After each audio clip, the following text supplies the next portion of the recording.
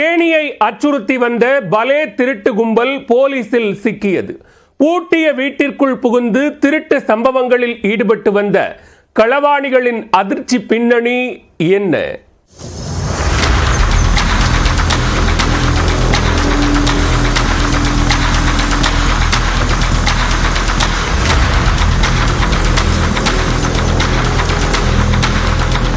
தொடர் திருட்டு சம்பவங்களில் ஈடுபட்டு தேனி மக்களை அச்சுறுத்தி வந்த பலே திருடர்கள் இவர்கள்தான்.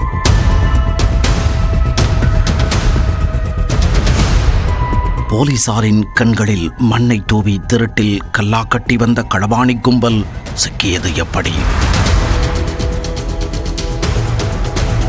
தேனி மாவட்டம் கம்பம் அருகே காமையக்கவுண்டன்பட்டி, அணைப்பட்டி மற்றும் நாராயணதேவன்பட்டி ஆகிய கிராமங்களில் கடந்த சில மாதங்களாக தொடர் திருட்டு சம்பவங்கள் அரங்கேறி வந்தன.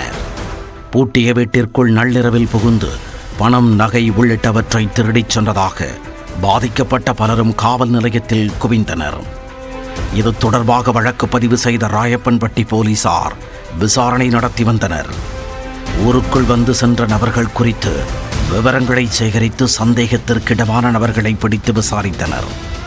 ஆனால் குற்றவாளிகளை நெருங்குவதில் போலீசாருக்கு பெரும் சிக்கல் நீடித்தது. கைரேகை நிபுணர்கள், தடயவியல் வல்லுநர்களை வரவழைத்து திருட்டு அரங்கேறிய வீடுகளில் சோதனை செய்தனர். அதில் குற்றவாளிகள் குறித்த முக்கிய துப்பு போலீசாருக்கு சிக்கியது. அதே நேரத்தில் செல்போன் டவர்களில் பதிவான எண்களை சேகரித்து விசாரித்ததில் திருட்டில் ஈடுபட்ட இந்திரகுமார், பிரவீன், சங்கீதா உள்ளிட்ட மூவர் குறித்து தெரிய வந்தது.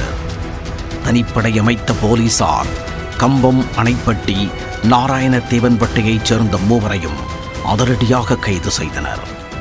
முதற்கட்ட விசாரணையில் கணவன் மனைவி போல் ஊருக்குள் நுழைந்து பூட்டி கிடக்கும் வீடுகளை நோட்டமிட்டு தகவல் கொடுக்க ஒரு டீம், இரவில் ஆள் நடமாட்டம் இல்லாத நேரத்தில் பூட்டை உடைத்து திருட்டில் ஈடுபட ஒரு டீம் என திட்டமிட்டு திருட்டில் ஈடுபட்டு வந்துள்ளனர்.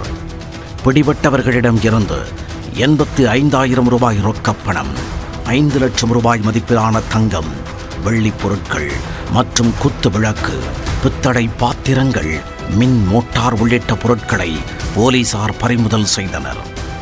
மேலும் திருட்டுக்கு பயன்படுத்திய ஆயுதங்கள், 2 இருசக்கர வாகனங்களையும் பறிமுதல் செய்தனர்.